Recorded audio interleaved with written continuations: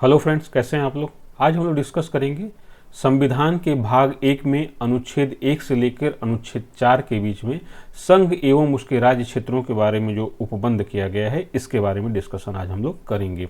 इसके पहले वाले टॉपिक में हम लोगों ने पढ़ा हुआ है भारत की प्रस्तावना, और उसके पहले वाले टॉपिक में हम लोगों ने पढ़ा हुआ भारतीय संविधान में कितने भाग हैं, भारतीय संविधान में कितनी अनुसूचियां हैं एवं प्रमुख अनुच्छेदों के बारे में हम लोगों ने डिस्कशन किया हुआ है। ठीक है, तो आज का टॉपिक शुरू करने से पहले मैं आपसे कुछ डिस्कस कर लूं। एक तो ये है कि जो स्टूडेंट 2024 में यानी कि 16 जून को जो प्रीलिम्स की परीक्षा होने वाली है उसमें बैठना चाहते हैं, तो उनको सबसे पहला मेरा सजेशन यही है कि आप अब कुछ नया पढ़ने के बारे में मत सोचिए। ठीक है, अब 1.5 महीने से भी कम समय आपके पास बचा है, तो आप कुछ नया मत पढ़ने के बारे में सोचिए। ठीक है, जो आपने अब तक पढ़ा है उसी को बार बार रिवीजन उसका कीजिए, उसी को रिपीट कीजिए। और दूसरा काम ये कीजिए कि आपने प्रीवियस ईयर के क्वेश्चन पेपर को सॉल्व करना किया है तो ठीक है, नहीं किया है तो मैं आपको कराने वाला हूं, तो फिर मेरे साथ प्रीवियस ईयर के क्वेश्चन पेपर सॉल्व कीजिएगा। और घबराने की बिल्कुल ज़रूरत नहीं है आपको। ठीक है, आप डेफिनेटली अपने ऊपर विश्वास रखिए, आपका होगा प्री, आपने पढ़ाई की है, आपका डेफिनेटली होगा। ठीक है, कुछ नया मत पढ़िए, अपने आप को बिल्कुल एक जैसे कहा जाता है ना कि काम रखिए, कूल रखिए, और एक्सपेरिमेंट मत कीजिए अब अपने ऊपर। ठीक है, कोई भी स्टडी के बारे में एक्सपेरिमेंट मत कीजिए, जो आपने अब तक किया हुआ है उसी को बनाए रखिए, अपने कैलिबर, अपने पेशेंस। ठीक है, तो ये चीज़ें आपके लिए फेवरेबल हैं। ठीक है, तो आपके लिए बस इतना ही सजेशन है। अब उनके लिए सजेशन है जो स्टूडेंट 2025 में एग्जामिनेशन में बैठना चाहते हैं, 2025 के एग्जामिनेशन में बैठना चाहते हैं, तो नियर अबाउट जो यूपीएससी है 25 मई 2025 में एग्जाम प्रीलिम्स का है। ठीक है, तो आपके पास लगभग 13 महीने से कुछ के आसपास समय है, इससे ज़्यादा ही समय है। ठीक है, तो अब आपको क्या करना है, 13 महीने के आसपास समय है। ठीक है, तो अब आपको क्या करना है कि यहाँ से मेरे साथ स्टडी करते रहिए। मैं आपको डेफिनेटली बता रहा हूँ कि अगर मेरे साथ स्टडी कर रहे हैं और मेरे कहे अनुसार स्टडी कर रहे हैं तो आपको कहीं दिक्कत नहीं होने वाली है। आप बहुत अच्छे तरीके से अपनी स्टडी को कैरी ऑन करे रहेंगे और बहुत अच्छे तरीके से आपका तैयार हो जाएगा।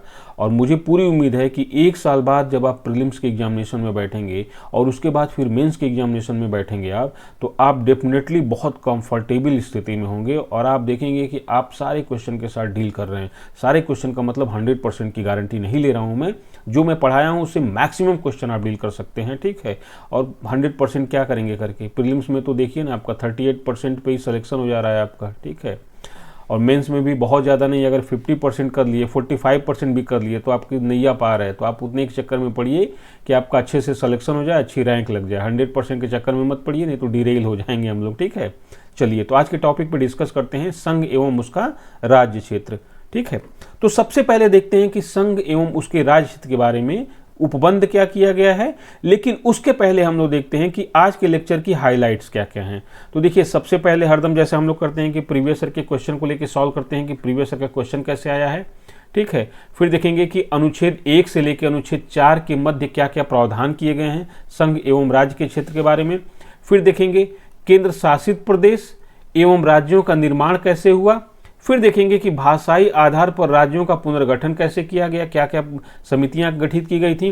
फिर इसके बाद देखेंगे कि 1956 के बाद राज्यों एवं संघ शासित क्षेत्रों का पुनर्गठन कैसे किया गया और वर्तमान तक कैसे राज्यों और संघ शासित क्षेत्रों का पुनर्गठन चल रहा है। फिर इसके बाद देखेंगे कि जम्मू एवं कश्मीर की वर्तमान स्थिति क्या है। ठीक है, और लास्ट में हम लोग देखेंगे कि जो आज हम लोगों ने अध्ययन किया इसके आधार पर मैं आपको क्वेश्चन दूंगा, इसका आंसर आप कमेंट बॉक्स में जरूर बताइएगा। ठीक है, चलिए तो फिर इसके बाद हम लोग डिस्कस करते हैं प्रीवियस ईयर क्वेश्चन। तो इसमें पहला क्वेश्चन है कि नीचे दिए गए राज्यों को भारत संघ के संपूर्ण राज्य का दर्जा प्रदान प्राप्त होने का सही कालानुक्रम क्या है। मतलब इन राज्यों को भारतीय संघ में कब पूर्ण राज्य का दर्जा प्रदान किया गया है। ठीक है, इसमें से कुछ राज्य जो हैं वो पहले केंद्र शासित प्रदेश थे और कुछ राज्य जो हैं पहले दूसरे राज्य का हिस्सा थे। तो देखिए, इसमें आपको बता दूं, यहाँ पे एक चीज़ है कि हम लोग का अभी ये उद्देश्य नहीं है कि किस क्वेश्चन को हल करना है। ठीक है, यहाँ पे उद्देश्य ये है, क्योंकि अभी पढ़े नहीं तो हल कहाँ से करेंगे, पढ़ लेंगे तब इसके बाद हल करेंगे। बस ये देखना है कि देखिए इस टॉपिक से इस तरह के क्वेश्चन अब तक आए हुए हैं, तो हमको इन पॉइंट्स पे भी फोकस करके चलना है, इस तरह से फोकस करके चलना है। तो पहला है यहाँ पे कि सिक्किम, अरुणाचल प्रदेश, नागालैंड, हरियाणा। तो देखिए यहाँ पे इन 4 राज्यों को पेयरिंग की गई है, 4 राज्यों की, कि इसमें सबसे पहले कौन बना है, फिर इसके बाद कौन बना है, फिर कौन बाद बना है। तो देखिए यहाँ पे मैं बता दूं कि जो नागालैंड है इसका निर्माण 1963 में हुआ है, हरियाणा का निर्माण 1966 में हुआ है, सिक्किम का निर्माण जो है 1975 में हुआ है, और अरुणाचल प्रदेश का निर्माण 1987 में हुआ है। ठीक है, तो इस तरह से हुआ है। अब इसको पेयरिंग हम लोग कर लेंगे। तो यहाँ पे आंसर बताना इसका कोई इंपॉर्टेंस नहीं है, बस बताना ये इंपॉर्टेंस है कि देखिए इस तरह के क्वेश्चंस आते हैं तो हमको ऐसे ऐसे पॉइंट्स पे फोकस करके चलना है पहले से। दूसरा क्वेश्चन है जिसका निम्नलिखित कथनों में से कौन सा कथन गलत है। यहाँ पे क्या देखना है, गलत है। तो देखिए पहला ऑप्शन दिया हुआ है, गोवा को 1987 में पूर्ण राज्य का दर्जा प्राप्त हुआ। तो जाहिर सी बात है कि 3 राज्यों को 1987 में राज्य का दर्जा प्राप्त हुआ है। अभी हम लोग आगे डिस्कस करेंगे, उसमें एक अरुणाचल प्रदेश है, दूसरा गोवा है, तीसरा कौन सा है अभी आगे हम लोग डिस्कस करेंगे। फिर देखिए लिखा हुआ है दीव खंभात की खाड़ी में एक टापू है। दीव मतलब दमन दीव जो है, ठीक है, उसी का एक दमन दीव का एक द्वीप है। ठीक है, आप लोग इतिहास में पढ़े होंगे कि यहाँ पे मुगल पीरियड में लड़ाई हुई थी। ठीक है, चलिए फिर तीसरा ऑप्शन है दमन और दीव को भारत संविधान के 56वें संशोधन द्वारा गोवा से अलग किया गया। ठीक है, यह ऑप्शन भी है। डी है दादर और नगर हवेली वर्ष 1954 तक फ्रांसीसी औपनिवेशिक शासन के अंतर्गत थे। इसमें से कौन गलत है, इसी को छांटना है। तो देखिए यहाँ पे अभी क्वेश्चन का आंसर बताना कोई उद्देश्य नहीं है, लेकिन जानते हैं कि दादर एवं नगर हवेली, ठीक है, और दमन दीव और साथ में गोवा, ये फ्रांसीसी के अंतर्गत नहीं थे। ये किसके अंतर्गत थे, पुर्तगालियों के अंतर्गत थे। ठीक है, तो याद रखिएगा फ्रांसीसियों के अंतर्गत कौन थे, जिसको हम लोग पुडुचेरी कहते हैं, पौंडीचेरी नाम था पहले उसमें। तो उसमें 4 पार्ट हैं। एक पार्ट उसका है कराईकल, एक है पौंडीचेरी, एक है आंध्र प्रदेश में यनम, और एक केरल में है माहे, और बाकी दोनों कहाँ हैं, कराईकल और पुडुचेरी, ये तमिलनाडु में है। तो ये फ्रांसीसियों के अंतर्गत थे, ये थे। दादर और नगर हवेली किसके अंतर्गत थे, ये पुर्तगालियों के अधीन थे। ठीक है, तो इसमें डी गलत हो गया है। चलिए अब हम लोग आते हैं अपने मेन पॉइंट पे। तो पहला क्या है, संघ एवं उसका राज्य क्षेत्र। इसमें क्या है, देखिए अब इसमें क्या है, संविधान के भाग 1 में अनुच्छेद 1 से 4 तक में संघ एवं उसके राज्य क्षेत्रों के बारे में उपबंध किया गया है। कितना, संविधान के भाग 1 में अनुच्छेद 1 से लेकर 4 के मध्य संघ एवं उसके राज्य क्षेत्रों के बारे में उपबंध किया गया है। अब अनुच्छेद में 1 में क्या उपबंध किया गया है, इसमें कहा गया है कि भारत राज्यों का एक संघ होगा। अब देखिए ये शब्द याद रखिएगा, भारत राज्यों का क्या होगा, एक संघ होगा। ठीक है, अब इंग्लिश में क्या लिखा गया है, ये यूनियन ऑफ स्टेट। ठीक है, ये यूनियन ऑफ स्टेट। यहाँ स्पष्ट है कि प्रशासनिक सुविधा के लिए देश को राज्यों व केंद्र शासित प्रदेशों में बांटा गया है। अब ये भी पूछ सकता है कि भारत को राज्यों एवं केंद्र शासित प्रदेशों में क्यों उपविभाजित किया गया है। तो उसका मुख्य उद्देश्य क्या है, प्रशासनिक सुविधा की दृष्टि से किया गया है। ठीक है, ये क्या किया गया है, प्रशासनिक सुविधा की दृष्टि से पूरे देश को राज्यों एवं केंद्र शासित प्रदेशों में बांटा गया। उसी तरह से क्या है, राज्यों को जिलों में बांटा गया है। ठीक है, किस लिए, प्रशासनिक सुविधा के लिए। ठीक है, एक तो ये होता है प्रशासनिक सुविधा, दूसरा है कि योजनाओं का सही तरीके से क्रियान्वयन किया जा सके, और जवाबदेही जो अकाउंटेबिलिटी है या रिस्पॉन्सिबिलिटी है, ठीक है, इसको सही तरीके से लागू किया जाए। जाहिर सी बात है कि एक जिले में जितनी विकास योजनाएं होंगी वो किसके नियंत्रण में होंगी, वहां का जो जिला अधिकारी होगा या उसके अधीनस्थ जितने कर्मचारी होंगे उनके ऊपर रिस्पॉन्सिबिलिटी होगी। राज्य में किसकी है, मुख्यमंत्री सहित पूरे मंत्रिपरिषद की रिस्पॉन्सिबिलिटी है। तो जाहिर सी बात है कि प्रशासनिक सुविधा की दृष्टि से राज्यों एवं केंद्र शासित प्रदेशों का बंटवारा किया गया है, और फिर इन राज्यों और केंद्र शासित प्रदेशों को जिलों में बांटा गया है। जिलों को किस में बांटा गया है, तहसीलों में बांटा गया है, ब्लॉक में बांटा गया है। तो ये किस लिए किया गया, प्रशासनिक सुविधा की दृष्टि से किया गया। ठीक है, चलिए भारत में कोई भी राज्य स्वतंत्र होने का अधिकार नहीं रखता है। ठीक है, क्योंकि भारतीय परिसंघ राज्यों के साथ किसी समझौते का परिणाम नहीं है, जैसा यूएसए में। देखिए भारत में क्या है ना कि राज्य जो हैं वो स्वतंत्र होने के लिए, भारत से अलग होने के लिए स्वतंत्र नहीं है, मतलब वो किसी भी रूप में भारत से स्वतंत्र नहीं हो सकते हैं, वो केंद्र सरकार के अधीन ही रह सकते हैं। उसका कारण क्या है कि केंद्र और राज्यों के बीच में कोई समझौता नहीं हुआ है। पहले क्या हुआ, भारत बना फिर उनमें राज्य बने हैं। ठीक है, भारत बना फिर उनमें राज्य बने हैं। तो भारत में प्रशासनिक सुविधा के लिए राज्यों का निर्माण किया गया है। जबकि यूएसए में क्या है, यूनाइटेड स्टेट ऑफ अमेरिका, जिसको हम लोग बोलते हैं संयुक्त राज्य अमेरिका, उसमें क्या हुआ है कि उसमें संघ बना है राज्यों से मिलाकर, मतलब संघ के पहले राज्यों का अस्तित्व था। भारत में क्या है, भारत में राज्यों का अस्तित्व नहीं था, संघ का अस्तित्व था। फिर संघ में प्रशासनिक सुविधा की दृष्टि से राज्यों का निर्माण किया गया। जबकि यूएसए में क्या था, राज्य पहले बन गए थे, उन राज्यों के मध्य समझौता हुआ, फिर यूएसए बना, मतलब एक परिसंघ का निर्माण हुआ। तो यहाँ ध्यान में रखने वाली बात है कि भारत में राज्यों का निर्माण किसी समझौते का परिणाम नहीं है, बल्कि भारत का बना, फिर भारत का निर्माण हुआ, फिर प्रशासनिक सुविधा से राज्यों का निर्माण हुआ है। जबकि यूएसए में क्या हुआ है, राज्यों के मध्य समझौता हुआ है और फिर संयुक्त राज्य अमेरिका एक परिसंघ का निर्माण हुआ है।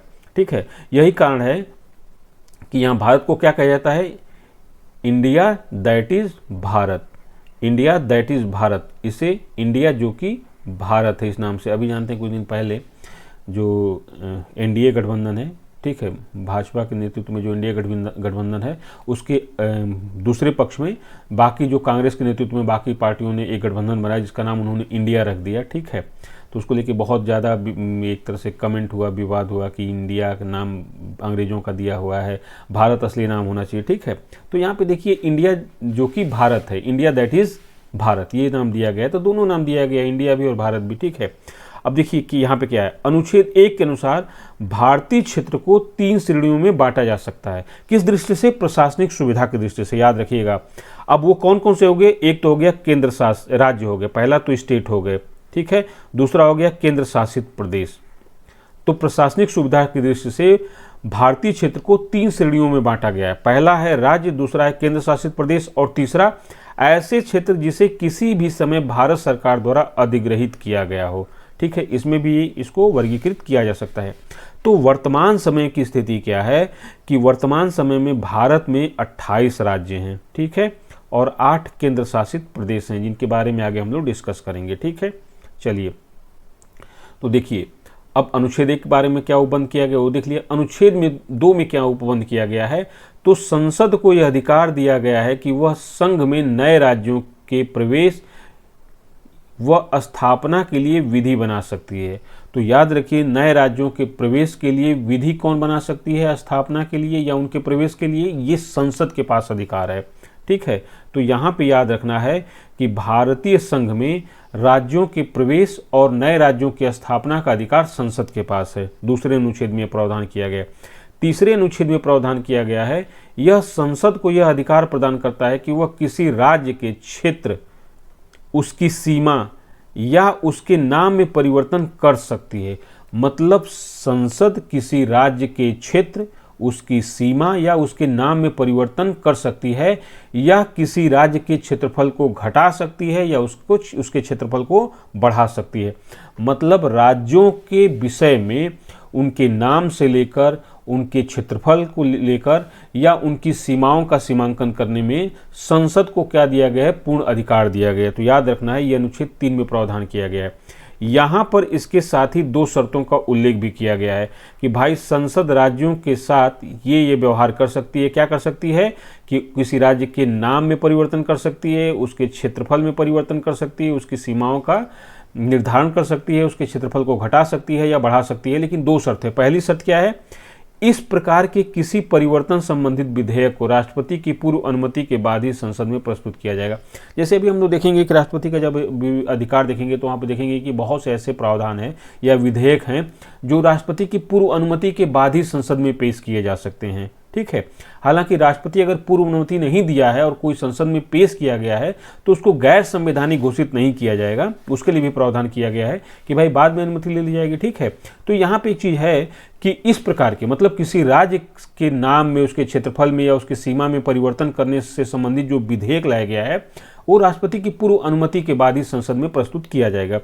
पहली शर्त है। दूसरी शर्त क्या है, इस प्रकार के विधेयक प्रस्तुत होने के पूर्व राष्ट्रपति संबंधित विधान मंडल, मतलब जिस राज्य का नाम परिवर्तन करना है या क्षेत्र परिवर्तन करना है या उसकी सीमाओं में परिवर्तन करना है, उस राज्य विधानमंडल के पास राष्ट्रपति एक प्रस्ताव भेजेगा। ठीक है, और राज्य विधानमंडल फिर उस प्रस्ताव को पारित करके राष्ट्रपति के पास भेजेगी। ठीक है, लेकिन राष्ट्रपति के ऊपर राज्य के जो राय है, राज्य की जो ओपिनियन है, उसको मानना राष्ट्रपति के लिए बाध्यकारी नहीं है। या ये भी हो सकता है कि राज्य प्रस्ताव पारित करके भेजे भी नहीं तो राष्ट्रपति उससे भी बाध्य नहीं है। ठीक है, तो ये भी ध्यान रखना है।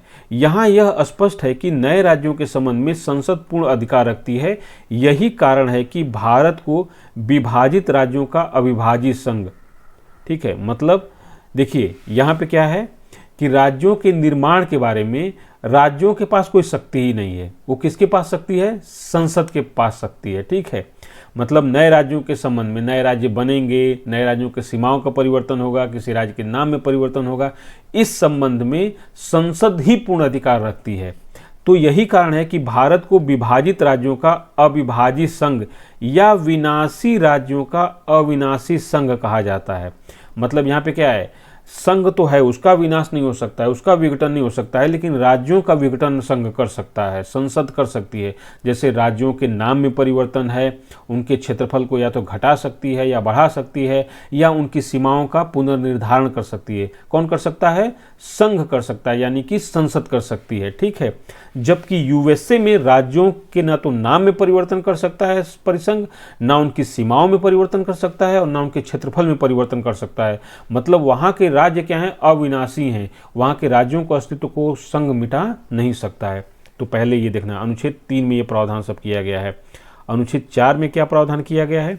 अनुच्छेद में 4 में प्रावधान किया गया है कि इसके अनुसार संसद द्वारा जो अनुच्छेद 2 व अनुच्छेद 3 के अंतर्गत कोई भी विधि बनाई गई है तो उसे अनुच्छेद 368 के अंतर्गत संविधान संशोधन नहीं माना जाएगा। मतलब जो अनुच्छेद 2 और 3 के अंतर्गत जो काम संसद करती है, इसको संविधान संशोधन नहीं समझा जाएगा। इसे साधारण क्या बोला जाएगा? संशोधन माना जाएगा कि इस तरह के राज्यों की सीमाओं में परिवर्तन किया गया है, इसको संविधान संशोधन नहीं माना जाएगा, जिसका उपबंध भारतीय संविधान के अनुच्छेद 368 में किया गया है। ठीक है, तो ये हम लोग देख लिया कि पहला अनुच्छेद क्या है कि संघ और उसके राज्यों के बारे में। दूसरा अनुच्छेद हम लोगों ने देखा कि उसमें प्रावधान किया गया दूसरे अनुच्छेद में कि संसद को दिया गया है कि नए राज्यों के प्रवेश या स्थापना के लिए विधि बना सकती है। अनुच्छेद 3 में दिया गया है, यह संसद को अधिकार प्रदान करता है कि राज्य के क्षेत्रफल, उसकी सीमा या उसके नाम में परिवर्तन तथा उसके क्षेत्रफल को घटा सकती है या बढ़ा सकती है, इसका प्रावधान किया गया है। अनुच्छेद 4 में क्या कहा गया है कि अनुच्छेद 2 और 3 के अंतर्गत जो भी संसद निर्णय लेती है या विधि बनाती है, उसको अनुच्छेद 368 के अंतर्गत संविधान संशोधन नहीं माना जाएगा, उसको साधारण संशोधन माना जाएगा। अब यहाँ प्रश्न एक उठता है कि क्या संसद को यह अधिकार प्राप्त है कि वह किसी राज्य के क्षेत्रफल को या क्षेत्र को अन्य देश को प्रदान कर दे? कि क्या संसद के पास ये अधिकार है कि जो अनुच्छेद 2 और 3 का प्रावधान है उसके अंतर्गत ही यह किसी राज्य के क्षेत्र को किसी अन्य देश को दे सकता है? ऐसा है क्या? तो सबसे पहले ये जो वाद है, इंद्री बेरुबारी वाद 1960 के मामले में, जो पश्चिम बंगाल का एक क्षेत्र था, इस मामले की सुनवाई करते हुए सर्वोच्च न्यायालय ने सबसे पहले कहा कि साधारण विधि द्वारा, मतलब अनुच्छेद 2 और 3 का प्रयोग करते हुए संसद ऐसा कुछ नहीं कर सकती। साधारण विधि द्वारा संसद ऐसा कुछ नहीं कर सकती। इसके लिए अनुच्छेद 368 के अंतर्गत संविधान संशोधन करना आवश्यक होगा। मतलब अनुच्छेद 2 और 3 के अंतर्गत संसद को यह करने का अधिकार नहीं है। संसद इसका अधिकार अनुच्छेद 368 के अंतर्गत प्राप्त कर सकती है। ठीक है, इस प्रकार भारतीय संसद ने इस प्रकार का काम भी किया है। कब किया है कि देखिए, इस प्रकार के भारतीय भूभाग को पड़ोसी देशों को देने के लिए संसद द्वारा 9वां संविधान संशोधन अधिनियम 1960 तथा 100वां संविधान संशोधन अधिनियम 2015 पारित किया गया। 2 बार ऐसा किया गया है कि भारतीय क्षेत्र को किसी पड़ोसी देश को दिया गया है। तो इसमें 9वां संविधान संशोधन अधिनियम 1960 द्वारा और 100वां संविधान संशोधन अधिनियम 1915 द्वारा इस प्रकार का निर्णय संसद द्वारा लिया गया है। अब इसमें क्या किया गया? तो 9वां संविधान संशोधन अधिनियम, ठीक है, इसके द्वारा क्या किया गया है? पश्चिम बंगाल के बेरुबारी क्षेत्र को, पश्चिम बंगाल में एक क्षेत्र था बेरुबारी, पाकिस्तान को स्थानांतरित कर दिया गया। इसी प्रकार दूसरे मामले में 111 विदेशी अंतर क्षेत्रों को बांग्लादेश को दिया गया तथा 51 अंतर क्षेत्रों को बांग्लादेश से लिया गया। देखिए था क्या जब भारत और पाकिस्तान का विभाजन हो रहा था 1947 में, तो उस समय एक सीमा आयोग का गठन किया गया, जिसको मैंने आपसे डिस्कस किया हुआ था। सर रेडक्लिफ के नेतृत्व में क्या किया गया था, एक सीमा आयोग का गठन किया गया था। तो दो सीमा आयोग थे, एक था जो बांग्लादेश की सीमा का निर्धारण करता था, जिसका नाम उस समय पूर्वी पाकिस्तान था, जो बंगाल के विभाजन को था, और दूसरा था जो पश्चिमी पाकिस्तान था, उसका सीमा निर्धारण था। दो सदस्य दोनों में थे। तो उस समय क्या हुआ था कि जो रेडक्लिफ थे वो यहाँ पे जमीन पे आके सीमाओं का सीमांकन नहीं किए थे, बल्कि नक्शे के आधार पे ही सीमाओं का सीमांकन कर दिया गया था। तो उस समय क्या हुआ था कि बहुत से, जब भारत पाकिस्तान का सीमा निर्धारण हो रहा था, तो उसमें बहुत से ऐसे गांव थे या कस्बा थे जो एक देश से दूसरे देश में चले गए थे, मतलब थे तो स्थित उसी देश में, लेकिन जो उनका राजनीतिक या जो संवैधानिक क्षेत्र था वो अलग था, भौगोलिक क्षेत्र अलग था। उदाहरण के लिए कि मान लीजिए इधर पश्चिम बंगाल में और बांग्लादेश की सीमा है, तो ऐसे क्या था कि कोई ऐसे गांव थे, कई ऐसे गांव थे जो भौगोलिक रूप से बांग्लादेश में थे, लेकिन जो राजनीतिक रूप से वो भारत के क्षेत्र थे, लेकिन भौगोलिक रूप से कहाँ थे, बांग्लादेश में स्थित थे। इसी तरह से बांग्लादेश के कई ऐसे क्षेत्र थे जो भौगोलिक रूप से भारत में स्थित थे, लेकिन राजनीतिक रूप से या नागरिक रूप से वो कहाँ के थे, बांग्लादेश के थे। इनको बोलते हैं इनक्लेव। तो क्या किया गया था कि 1960 में सबसे पहले बेरुबारी क्षेत्र को, जो भारत में था, ये पूर्वी पाकिस्तान में मिलना चाहता था, जो अब बांग्लादेश है, तो इसको 9वां संविधान संशोधन करके दे दिया गया। ठीक है, एक तो ये था। दूसरा ये हुआ कि 111 विदेशी अंतर क्षेत्र भारत में थे, वो मोस्टली कहाँ थे, वेस्ट बंगाल में थे। ठीक है, और इसी तरह से 51 अंतर क्षेत्र कहाँ थे, ये भारतीय क्षेत्र थे, लेकिन ये कहाँ स्थित थे, ये बांग्लादेश में स्थित थे। ठीक है, तो ये हुआ कि बहुत ज़्यादा इनकी समस्या है भाई, इनको एक तो किसी देश के बीच में पड़ जाते थे, और एक तो अंतर क्षेत्र ऐसा है था इसमें कि जैसे एक गांव है ऐसे, फिर उसके चारों तरफ क्या है, बांग्लादेश है, फिर उसके चारों तरफ भारत है। अब सोचिए, और ये बीच वाला भारत का है, सोचिए कितनी कठिनाई होती रहेगी। ना वहाँ पे इकोनॉमिक डेवलपमेंट हो पाता था, ना वहाँ के लोगों का सोशल डेवलपमेंट हो पाता था, ना किसी प्रकार का डेवलपमेंट ही नहीं हो पाता था। सुविधाओं से भी बहुत ज़्यादा वो क्या थे, वंचित रहते थे, कोई किसी प्रकार की फैसिलिटीज़ ही नहीं होती थी।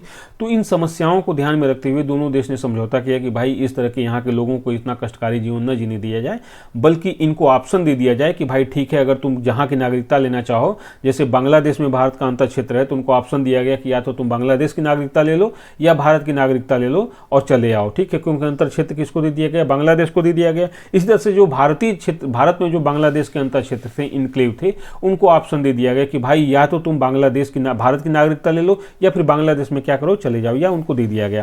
तो इस तरह से 6वां संविधान संशोधन अधिनियम 2015 के मार्फत ये किया गया। तो यहाँ पे इसको हम लोगों ने डिटेल में क्लियर कर लिया।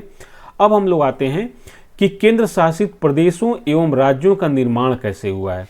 तो देखिए, जो अंग्रेज थे वो अपनी प्रशासनिक सुविधाओं की दृष्टि से भारत को कई भागों में विभाजित किए हुए थे। तो मुख्यतः क्या थे कि 3 प्रकार के क्षेत्र थे, जिनको 2 रूप में बांटते हैं। एक तो ब्रिटिश भारत प्रांत थे, जिनमें ब्रिटिश की सरकार या संसद प्रत्यक्ष रूप से शासन करती थी। ठीक है, उसमें क्या किया था उन्होंने, 11 प्रांतों का निर्माण किया था। आपने पढ़ा होगा 1935 में जो चुनाव हुआ था, 11 प्रांत थे उस समय। ठीक है, और फिर क्या था, देशी रियासतें थी। ये देशी रियासतें क्या थी कि जो राजा रजवाड़ों के अंतर्गत जो क्षेत्र थे, इनको क्या था कि अपने आंतरिक मामलों में इनको तो स्वतंत्रता दी गई थी, लेकिन रक्षा था, विदेश था, इस तरह के जो क्षेत्र थे ये अंग्रेजों के अधीन थे। मतलब अंग्रेज इनके ऊपर शासन करते थे, लेकिन आंतरिक स्थितियों में ये देशी रियासतों के जो राजा थे वो स्वतंत्र थे।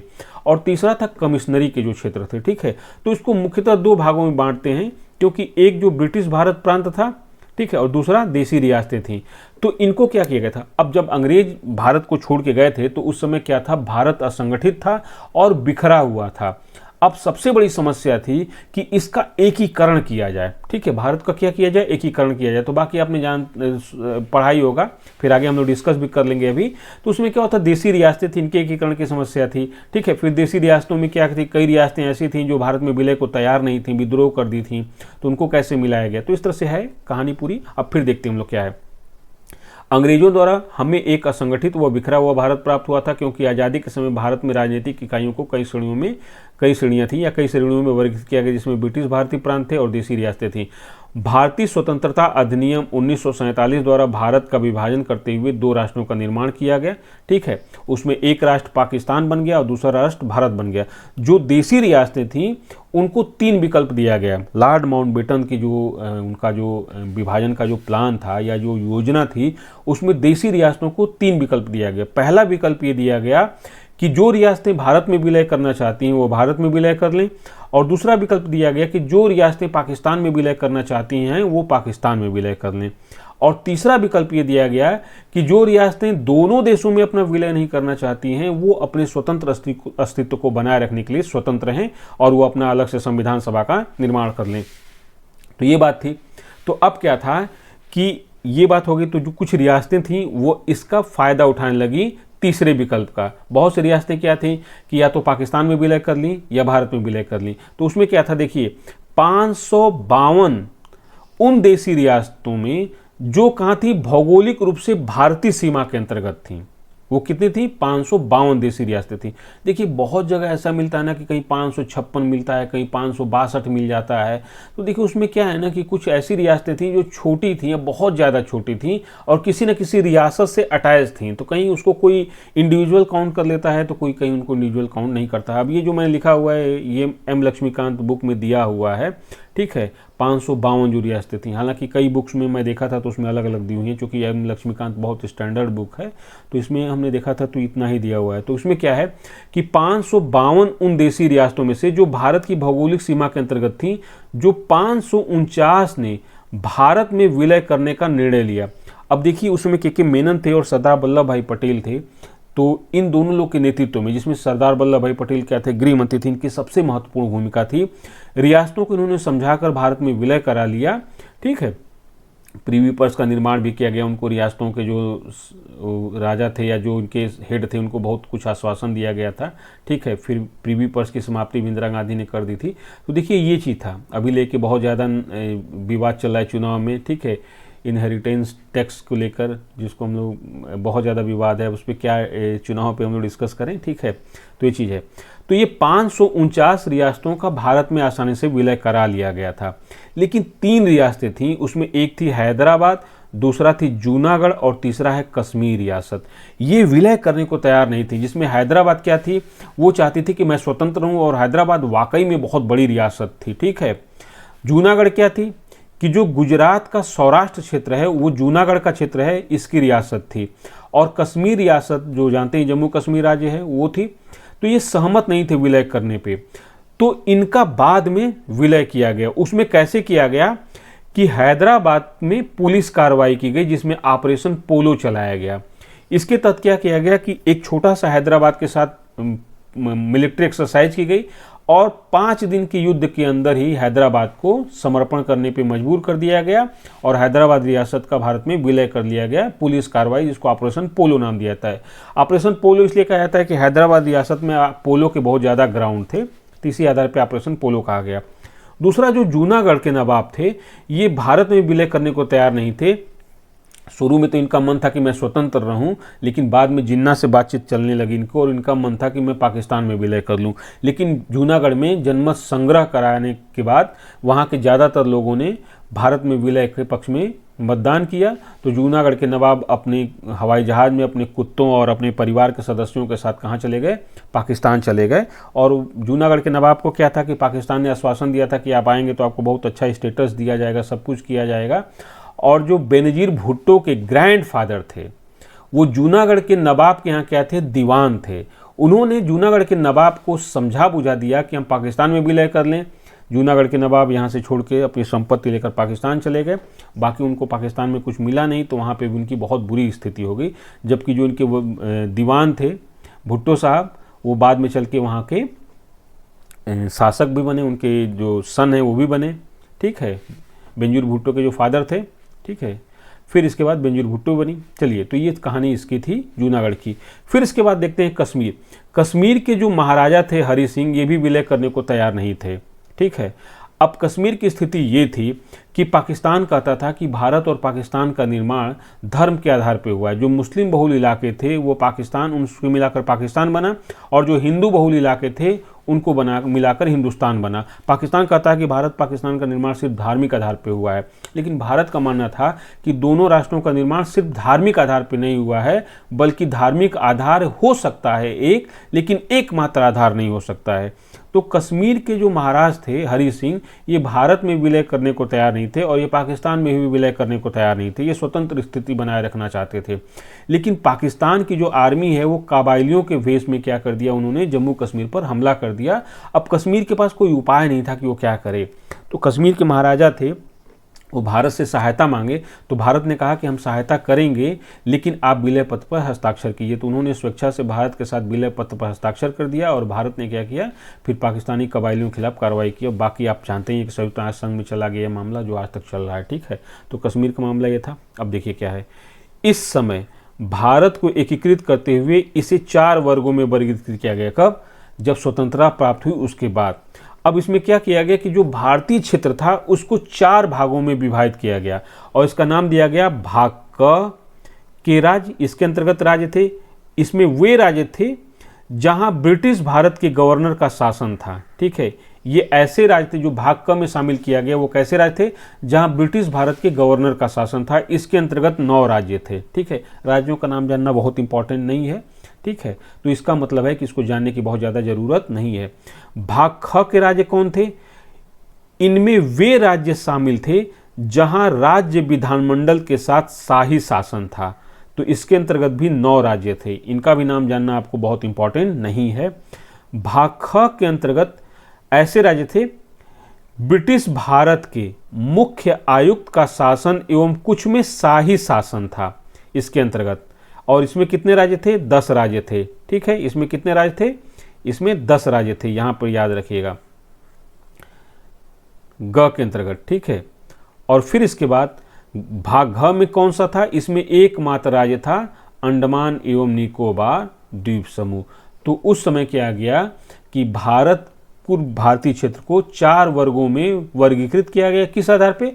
प्रशासनिक सुविधा की दृष्टि से किया गया। तो यहाँ पे भाग क, भाग ख, भाग ग और भाग घ में इसको वर्गीकृत किया गया। ठीक है, इसके बाद क्या हुआ? इसके बाद क्या हुआ कि जो मद्रास राज्य बनाया गया। ठीक है, हैदराबाद रियासत को विलय किया गया, फिर मद्रास राज्य का निर्माण किया गया। तो मद्रास राज्य में मुख्य 2 भाषाएं थीं, एक तमिल थी और दूसरी तेलुगु थी। ठीक है, तमिल और तेलुगु, इनके बीच में लेकर तेलुगु भाषी थे, उन्होंने कहा कि भैया तेलुगु भाषियों के लिए अलग से राज्य बना दिया जाए। ठीक है, तब इसकी मांग हुई। अब देखते हैं थोड़ा सा इतिहास क्या है। तो भारत में स्वतंत्रता प्राप्ति के साथ ही भाषा के आधार पर राज्यों के पुनर्गठन की मांग को ध्यान में रखते हुए, अब राज्य क्या थे कि भारत में कई भाषाएं थीं, तो कई भाषाओं को मिलाकर एक राज्य बनाया गया। तो अलग अलग भाषा के लोगों ने कहा कि हमारे भाषा के राज्य आधार पर एक अलग राज्य बना दिया जाए। तो भाषाई आधार पे, मतलब जितनी भाषाएं उनके आधार पे राज्यों की मांग करने के लिए आंदोलन चलने लगा। उसमें कुछ ऐसे क्षेत्र थे जो बहुत ज़्यादा अपनी भाषा को लेके पॉजिटिव थे या सेंसिटिव थे वो। तो उन्होंने कहा कि भाषा के आधार पर राज्यों का निर्माण किया जाए। इसी मांग को ध्यान में रखते हुए सबसे पहले जो संविधान सभा के अध्यक्ष थे डॉक्टर राजेंद्र प्रसाद ने 17 जून 1948 में न्यायमूर्ति एस.के. धर की अध्यक्षता में 17 जून 1948 में न्यायमूर्ति एस.के. धर की अध्यक्षता में 4 सदस्यीय भाषाई प्रांत आयोग का गठन किया। तो याद रखना है कौन उस समय थे? एस.के. धर, न्यायमूर्ति एस.के. धर की अध्यक्षता में 4 सदस्यीय भाषाई प्रांत आयोग का गठन किया। अब इस भाषाई प्रांत आयोग ने दिसंबर 1948 में अपनी रिपोर्ट प्रस्तुत की और इस भाषाई आयोग ने 4 सदस्यीय भाषाई प्रांत आयोग ने कहा कि भाषाई आधार की जगह प्रशासनिक, भौगोलिक, वित्तीय व विकास की सुविधाओं को ध्यान में रखते हुए राज्यों का पुनर्गठन किया जाए। मतलब इसने कहा कि भाषाई आधार पर राज्यों का पुनर्गठन नहीं होना चाहिए, उसकी जगह क्या होना चाहिए? प्रशासनिक सुविधा, भौगोलिक स्थिति, वित्तीय स्थिति व विकास की सुविधा को ध्यान में रखकर राज्यों का पुनर्गठन करना चाहिए। मतलब इस भाषाई आयोग ने जो 4 सदस्यीय एस.के. धर के अध्यक्ष में भाषाई प्रांत आयोग बना था, इसने भाषा के आधार पर राज्यों के पुनर्गठन को अस्वीकार कर दिया। याद रखना ये चीज़, ठीक है।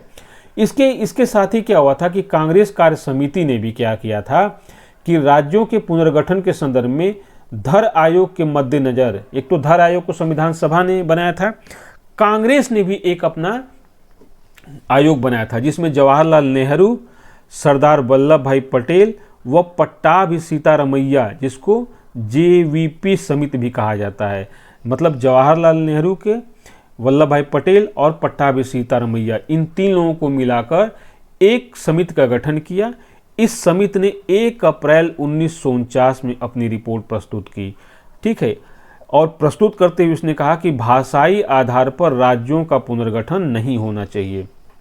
मतलब जवाहरलाल नेहरू, वल्लभ भाई पटेल और पट्टाभी सीतारमैया के नेतृत्व में जो 3 सदस्यीय, इसमें कोई अध्यक्ष नहीं था, 3 सदस्यीय समिति गठित की गई थी। इसने अपना रिपोर्ट प्रस्तुत करते हुए कहा कि भाषाई आधार पर राज्यों का पुनर्गठन नहीं होना चाहिए, ठीक है। तो देखिए, धर आयोग और जेवीपी समिति ने, इन दोनों ने भाषाई आधार पर राज्यों के पुनर्गठन को अस्वीकार कर दिया था। लेकिन मामला क्या हुआ कि मद्रास राज्य से अलग होने के लिए तेलुगु भाषियों द्वारा आंदोलन चलाया गया, जिसमें पोट्टी श्री रामल्लू 56 दिनों का आमरण अनशन किए। उसके बाद ही इनका देहांत हो गया।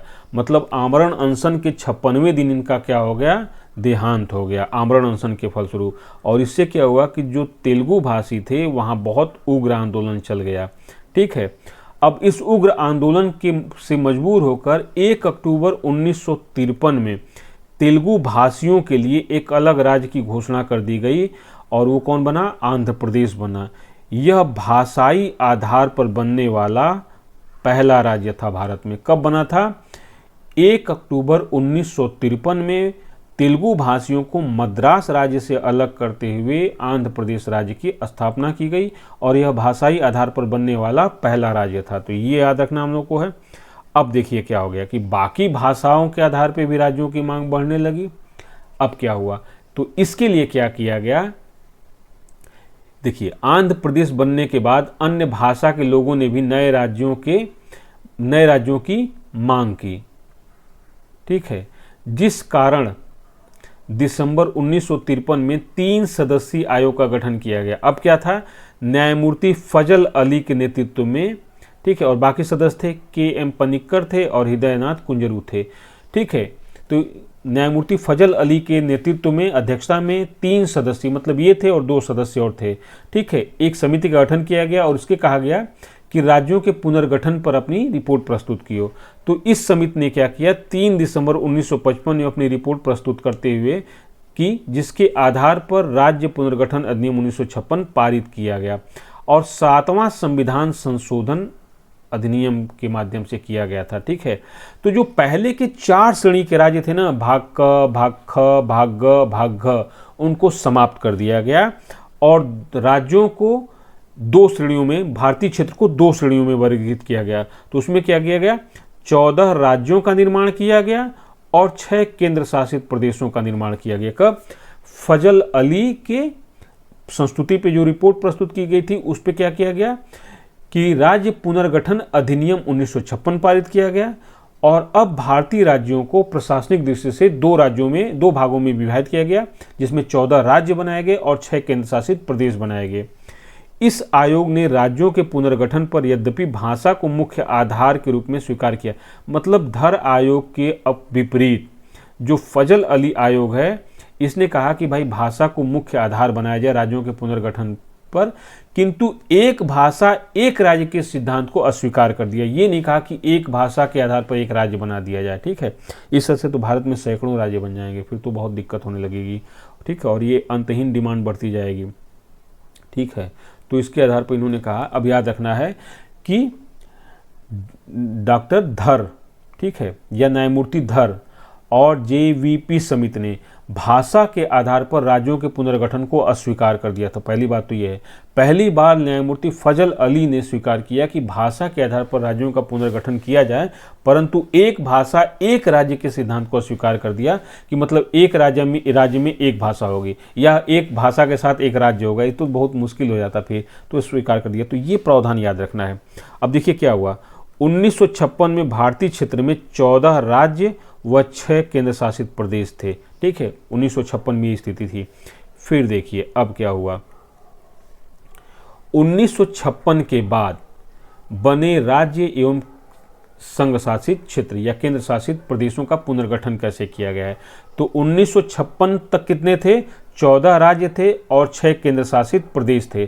तो इनका पुनर्गठन कब किया गया, 1956 के बाद। तो देखिए सबसे पहले क्या है कि 1960 में जो महाराष्ट्र है उसको बंबई प्रांत बोला जाता था उस समय। ठीक है, और बंबई प्रांत में क्या था कि गुजरात और महाराष्ट्र को मिलाकर बंबई प्रांत बोला जाता था। तो इसमें जो गुजराती भाषा के लोग थे ये बंबई प्रांत से अलग होने का लगातार आंदोलन चला रहे थे। उनका मानना था कि जो बॉम्बे प्रांत है या बंबई प्रांत है उसमें गुजरातियों को सही से प्रतिनिधि नहीं मिल पा रहा है। तो इस समस्या के समाधान के लिए 1 मई 1960 में महाराष्ट्र से अलग करके गुजरात राज्य का निर्माण किया गया और यह भारत का 15वां राज्य बना। ठीक है, तो इसको याद रखना, 1960 में महाराष्ट्र से, जो वर्तमान उस समय क्या था, तत्कालीन बंबई प्रांत था, उससे गुजरातियों को अलग कर दिया गया जो गुजराती भाषा बोलते थे और गुजरात राज्य का निर्माण किया गया।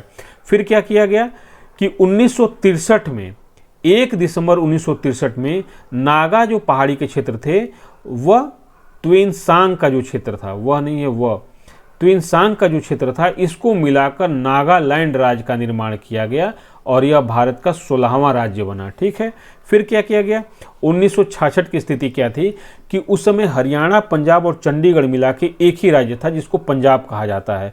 तो पंजाब में 2 भाषाएं मुख्य थी, एक पंजाबी थी, दूसरा हिंदी बोलते थे लोग। तो हिंदी भाषियों की मांग थी कि पंजाबी भाषी से हमको अलग कर दिया जाए। तो इस मांग को ध्यान में रखते हुए क्या किया गया कि 1 नवंबर 1966 में हिंदी भाषी क्षेत्र को मिलाकर हरियाणा राज्य की स्थापना की गई और जो चंडीगढ़ था उसको केंद्र शासित प्रदेश बना दिया गया और ये कहा गया कि हरियाणा पंजाब दोनों में खींचातान होने लगा कि चंडीगढ़ हमारी राजधानी रहेगी, हमारी राजधानी होगी। तो इस समस्या का समाधान करते हुए क्या किया गया कि चंडीगढ़ को केंद्र शासित प्रदेश बनाकर दोनों की राजधानियां बना दी गई चंडीगढ़ में, और वो स्थिति आज भी चली आ रही है। ठीक है, तो हरियाणा क्या हुआ कि भारत का 17वां राज्य बना। फिर 1971 में हिमाचल प्रदेश भारत का 18वां राज्य बना। ठीक है, तो इसको याद रखना है, 1971 में हिमाचल प्रदेश भारत का 18वां राज्य बना। फिर 1972 में, जिसमें 21 जनवरी 1972 में मेघालय को भारत का 19वां राज्य बनाया गया, मणिपुर को 20वां राज्य बनाया गया और त्रिपुरा को 21वां राज्य बनाया गया। अब दिक्कत यही होती है कि 3 राज्य 71 में बने हैं और इसी तरह से 3 राज्य बने हैं 87 में। तो यहाँ पर देखिए मेघालय है, मणिपुर, त्रिपुरा है, तो यहाँ पे क्या करना है, मेघालय, मणिपुर, त्रिपुरा, MMT। ठीक है, मेघालय, मणिपुर, त्रिपुरा, MMT। अब यहाँ पे MMT से कन्फ्यूजन हो सकता है कि मिजोरम भी है। ठीक है, और जिसका निर्माण किया गया है 1987 में। तो देखिए मेघालय, मणिपुर और त्रिपुरा, यहाँ पे क्या है कि मणिपुर और मेघालय ये ऊपर साइड में पड़ते हैं, त्रिपुरा मिजोरम के साथ है। तो इतना याद रखिएगा कि त्रिपुरा क्या है, सबसे नीचे है, सबसे जिसको बोलते हैं साउथ ईस्ट में है, तो उसको छोड़ दीजिए, बाकी MMT याद रखिएगा। कब है, 1972 में है। फिर क्या किया गया कि 1975 में 26 अप्रैल 1975 में सिक्किम को भारत का 22वां राज्य बनाया गया। तो इसको जानते हैं कि सिक्किम उस समय क्या था कि भारतीय नियंत्रण में एक क्षेत्र था जो राजशाही के अंतर्गत था, चाइना की उस पर नज़र थी। तो वहाँ पे भारत ने क्या किया, एक जनमत संग्रह करा के सिक्किम को भारत में मिलाया, जो 35वें संविधान संशोधन के माध्यम से भारत का संयुक्त राज्य बनाया। फिर 36वां संविधान संशोधन करते हुए सिक्किम को भारत का पूर्ण राज्य बना दिया गया। कब बना दिया गया, 1975 में सिक्किम को भारत का पूर्ण राज्य बनाकर 22वां राज्य बना दिया गया। ठीक है, अब आते हैं 1987 में क्या हुआ था। तो इसमें 3 राज्यों का निर्माण किया गया, जिसमें 20 फरवरी 1987 में मिजोरम भारत का 23वां राज्य बना। फिर अरुणाचल प्रदेश भारत का 24वां राज्य बना था 1987 में ही। फिर इसके बाद 30 मई 1987 में गोवा को भारत का 25वां राज्य बना दिया गया। जो गोवा पहले किसके अंतर्गत था? पुर्तगालियों के अंतर्गत था। पुर्तगालियों से एक युद्ध हुआ, उस युद्ध में क्या हुआ था कि भारत ने पुर्तगाली क्षेत्र से पुर्तगालियों से गोवा को आज़ाद कराया। फिर कुछ दिन तक क्या हुआ था कि जो दमन दीव, दादर नगर हवेली और गोवा को मिलाकर केंद्र शासित प्रदेश के रूप में रखा गया। फिर इसके बाद गोवा को एक पूर्ण राज्य का दर्जा कब बना दिया गया? 1987 में। तो यहाँ पे याद रखना है कि यहाँ पे भी 3 राज्य 1987 में, इसमें है मिजोरम, फिर है अरुणाचल प्रदेश और फिर है MAG। ठीक है, MAG, तो इसको मग भी बोल सकते हैं, इसको MMT बोल सकते हैं, इसको मग बोल सकते हैं। तो आपको ये चीज़ याद रखनी है। इस अब जैसे भी आप बना लीजिए तो इसको याद रखिए। ठीक है, तो इसका निर्माण हुआ। फिर क्या हुआ कि उस समय, तो इस समय 25 राज्य थे। फिर सन 2000 में प्रशासनिक दृष्टि से या आर्थिक विकास की दृष्टि से फिर राज्यों की मांग बढ़ती रही। तो 3 राज्य थे जिसमें उत्तर प्रदेश का जो पहाड़ी क्षेत्र था उसको अलग करने की मांग हो रही थी। जो बिहार का दक्षिणी भाग था, जनजाति बाहुल क्षेत्र था, वो उसको अलग मांग हो रही थी कि झारखंड बना दिया जाए। और जो छत्तीसगढ़ का पूर्वी, मध्य प्रदेश का जो पूर्वी भाग था, ठीक है, यहाँ पे भी जो ज़्यादातर जनजाति बहुल क्षेत्र था तो इसको अलग करके मांग होती थी। तो इसमें आर्थिक आधार पे क्या किया गया कि सन 2000 में, जिसमें 1 नवंबर में छत्तीसगढ़ का निर्माण किया गया जो भारत का 26वां राज्य बना। 9 नवंबर में उत्तर प्रदेश से अलग करके उत्तराखंड राज्य का निर्माण किया गया जो 27वां राज्य था। और 15 नवंबर में जो बिहार से अलग होते हुए झारखंड राज्य का निर्माण किया गया जो 28वां राज्य था। तो उस समय भारत में कितने थे? 28 राज्य थे। लेकिन जो अभी कुछ दिन पहले तक तेलंगाना के चीफ मिनिस्टर थे के चंद्रशेखर राव, उनके नेतृत्व में आंध्र प्रदेश से अलग होने के लिए लगातार एक आंदोलन चलाया जा रहा था। तो आंध्र प्रदेश के 10 आंतरिक जिलों को अलग करते हुए 2 जून 2014 में क्या किया गया? तेलंगाना राज्य की स्थापना की गई। ठीक है, और तेलंगाना का निर्माण हुआ जो भारत का 29वां राज्य बना। तो ये उस समय तत्कालीन समय में 2019 तक भारत में 29 राज्य और केंद्र शासित प्रदेश थे। ठीक है, लेकिन अब क्या हुआ कि 2019 में जम्मू एवं कश्मीर क्षेत्र का पुनर्गठन किया गया। कैसे किया गया? जम्मू और कश्मीर पुनर्गठन अधिनियम 2019 द्वारा जम्मू कश्मीर से राज्य का दर्जा छीन लिया गया, उसका राज्य का दर्जा समाप्त कर दिया गया और जम्मू कश्मीर को विभाजित कर दिया गया। तो जो जम्मू कश्मीर का क्षेत्र था उसमें जो एक क्षेत्र था ऊपर वाला, ये लद्दाख जो क्षेत्र है, इसको अलग कर दिया गया और ये जो जम्मू का क्षेत्र था इसको अलग कर दिया गया। तो लद्दाख को अलग केंद्र शासित प्रदेश कर दिया गया और जम्मू को अलग केंद्र शासित प्रदेश किया गया। तो जम्मू जो है, लद्दाख जो है, ये बिना विधानसभा वाला केंद्र शासित प्रदेश बन गया और जम्मू जो है विधानसभा वाली एक केंद्र शासित प्रदेश बन गया। हालांकि पिछले 10 सालों से जम्मू कश्मीर में चुनाव नहीं हुए विधानसभा का। ठीक है, तो ये स्थिति है, जम्मू कश्मीर की वर्तमान स्थिति है। फिर इसके बाद देखते हैं हम लोग क्या हुआ कि जो राज्यों का तो निर्माण अब तक देख लिया वर्तमान तक, संघ शासित जो क्षेत्र, जो यूनियन टेरिटरी है, उनकी क्या स्थिति है। तो देखिए, सबसे पहले क्या था, तो हमने बताया था कि जो संघ, जो भारत का पुनर्गठन किया गया था तो उसमें स्वतंत्रतावादी जो भाग घ के जो क्षेत्र थे उसमें अकेला अंडमान निकोबार समूह था। फिर इसके बाद क्या किया गया कि अंडमान एवं निकोबार द्वीप तो था ही केंद्र शासित प्रदेश। फिर दिल्ली केंद्र शासित प्रदेश था, लेकिन 1992 में राष्ट्रीय राजधानी क्षेत्र इसको परिवर्तित कर दिया गया। तो दिल्ली को 1992 में राष्ट्रीय राजधानी क्षेत्र बना दिया गया और यहाँ की विधानसभा का निर्माण कर दिया गया। ठीक है, फिर क्या हुआ कि जो लक्षद्वीप है, लक्षद्वीप का निर्माण किया गया। इसमें क्या था? लकाद्वीप, मिनिकाय और अमीनी द्वीप समूह इसका नाम था पहले, लेकिन 1973 में इसका नाम बदलकर लक्षद्वीप कर दिया गया। ठीक है, तो लक्षद्वीप जो केरल के दक्षिण पश्चिम में स्थित है उसको कहते हैं लक्षद्वीप। ठीक है, तो ये था तीसरा एक केंद्र शासित प्रदेश हो गया। फिर था दादर एवं नगर हवेली। तो देखिए ये क्या था? 19वें संविधान संशोधन अधिनियम 1961 में इसे संघ शासित क्षेत्र घोषित किया गया। दादर और नगर हवेली तथा दमन एवं दीव केंद्र शासित प्रदेशों के विलय संबंधित एक अधिनियम 2019 में पारित किया गया। और इसके बाद 2020 में क्या किया गया कि जो दादर नगर हवेली एवं दमन दीव है, इन दोनों को, पहले ये दोनों अलग अलग केंद्र शासित प्रदेश थे, अब इन दोनों को क्या किया गया? एक साथ मिलाकर एक संघ शासित क्षेत्र बना दिया गया। इसको दादर नगर हवेली एवं दमन एवं दीव। ठीक ठीक है, तो इन दोनों को एक मिला दिया गया। फिर क्या किया गया कि 1966 में जैसे बताया था कि जो पंजाबी भाषी क्षेत्र था उससे अलग करते हुए हिंदी भाषी क्षेत्रों को हरियाणा राज्य की स्थापना की गई। तो उस समय पंजाब की राजधानी कौन, चंडीगढ़ थी। तो दोनों राज्यों ने ये दावा किया कि मेरी राजधानी चंडीगढ़ होगी, मेरी राजधानी चंडीगढ़ होगी, दोनों राज्य लड़ गए। तो उस समय क्या किया गया कि चंडीगढ़ को केंद्र शासित प्रदेश बना दिया गया और दोनों राज्यों की राजधानी चंडीगढ़ में ही है जो आज तक बनी हुई है। तो वहाँ पर क्या किया गया, चंडीगढ़ को केंद्र शासित प्रदेश के रूप में परिवर्तित कर दिया गया। अब फिर क्या हुआ, 1962 में क्या हुआ था, देखिए 1954 में फ्रांसीसियों से हमने क्या लिया था, पुदुचेरी, जिसका नाम उस समय पौंडीचेरी था, कराईकल, माहे व यनम, इस क्षेत्र को फ्रांसीसियों ने हमको सौंप दिया। अब इसको मिलाकर 1954 में इसने सौंपा था।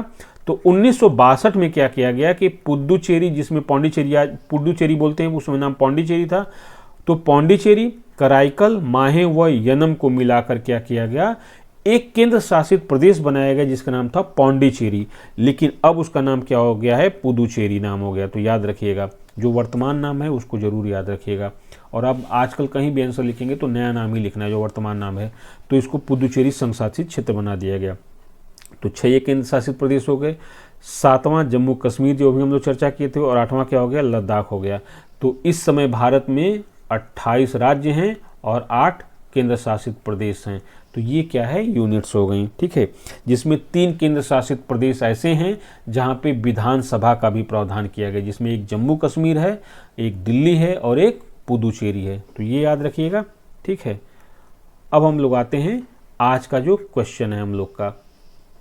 तो क्वेश्चन क्या है, तो पहला क्वेश्चन है, दिल्ली को किस वर्ष राष्ट्रीय राजधानी क्षेत्र की संज्ञा दी गई, ठीक है। तो ये याद रखना है, पहला ऑप्शन 1956 है, दूसरा 1992 है, तीसरा है 2002, चौथा है 1989। तो आपको जो सही लगे उसमें से आंसर दीजिएगा कमेंट बॉक्स में। दूसरा प्रश्न है, सत्य कथन का चयन कीजिए।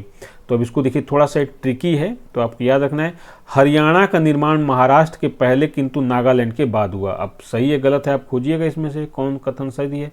दूसरा है, मेघालय का निर्माण सिक्किम के पहले किंतु हिमाचल के बाद हुआ। तीसरा है, मणिपुर 1973 से पहले केंद्र शासित प्रदेश था। अब याद रखिएगा मणिपुर था कि नहीं था और कब इसका निर्माण हुआ है। तीसरा है, चौथा है, त्रिपुरा का निर्माण हिमाचल के बाद परंतु मिजोरम के पहले हुआ है। तो इसमें जो सही आंसर होगा आप कमेंट बॉक्स में दीजिएगा। तो आज का लेक्चर हम लोग का यहीं पर समाप्त होता है। फिर नेक्स्ट लेक्चर में हम लोग पढ़ेंगे भारत की संविधान में जो नागरिकता से संबंधित प्रावधान किए गए हैं। चलिए मिलते हैं फिर नेक्स्ट डे। Thank you.